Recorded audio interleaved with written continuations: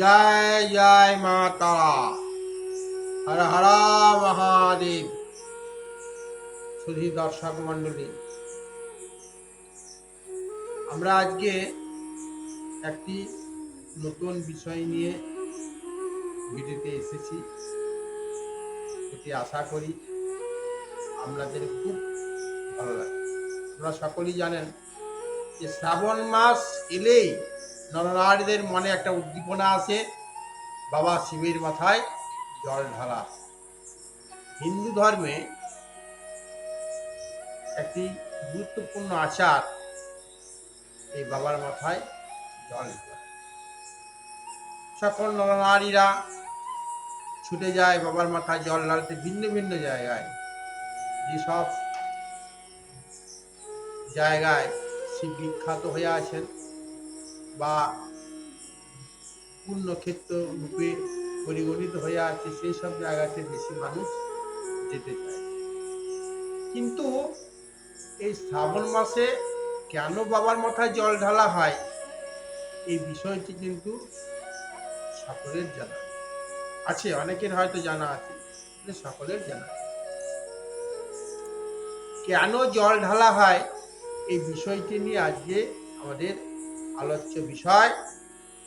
আমরা খুব মনোযোগ সহকারে শুনবেন এবং শোনার পর এটি আপনাদের আত্মীয় স্বজন বন্ধু বান্ধব সকলকে শেয়ার করবেন, কারণ সকলের জানা উচিত।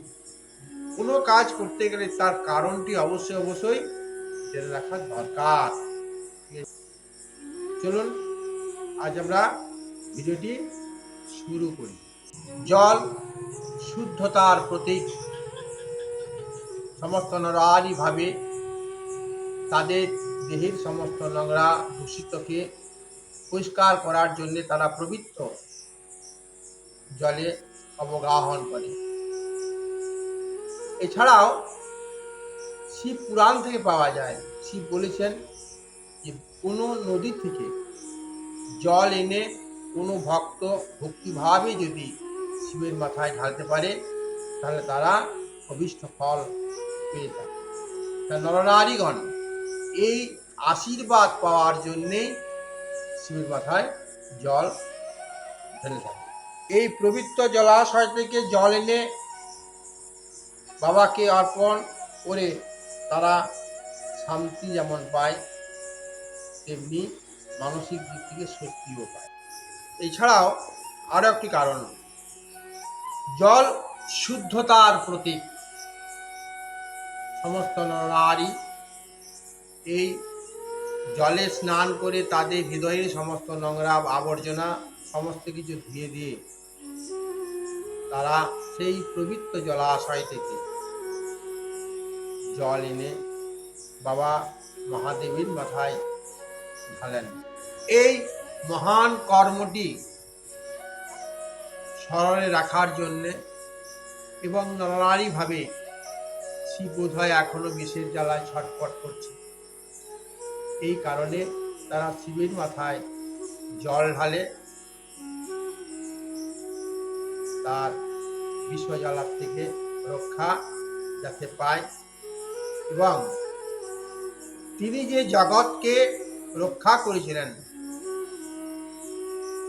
তার কৃতজ্ঞতা দানের জন্য শিবের মাথায় জল ঢেলে থাকে। পুরাণ থেকে আমরা সমুদ্র মন্থনের কাহিনী শুনেছি। এই সমুদ্র মন্থন ঘটনাটি ঘটেছিল এই শ্রাবণ মাসে।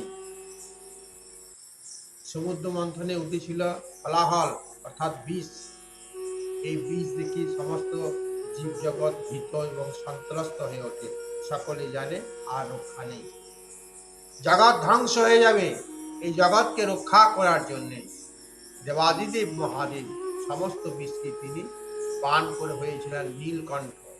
বিষের জ্বালায় তিনি যখন অস্থাগত প্রাণ এই মহাদেবকে রক্ষা করেছিলেন পার্বতী। নরনারীগণ তারা এই যে বিষের জ্বালা, সেই বিষের জ্বালাকে শ্রাবণ মাস পার্বতী ও শিবের প্রিয় মাস। কারণ শ্রাবণ মাসের পূর্বেই গ্রীষ্মকাল, গ্রীষ্মের তাপ ও দাহে সমস্ত প্রকৃতি শুষ্ক হয়ে ওঠে এবং ধ্বংস হয়ে যায়। শ্রাবণ মাস বর্ষাকাল, চারিদিকে বৃষ্টির জল প্লাবিত হয়। এর ফলে প্রকৃতি নবরূপে সজ্জিত হয়ে ওঠে এবং প্রাণময় হয়ে ওঠে। তাদের এই প্রাণবন্ত হয়ে ওঠাকে নরনারীর মনেও একটা উদ্দীপনা জাগে। তারাও আশা ব্যঞ্জনা সমস্ত কিছুই প্রকাশ করতে থাকে। এর জন্য তারা মনে করে বাবা শিবের দয়াতেই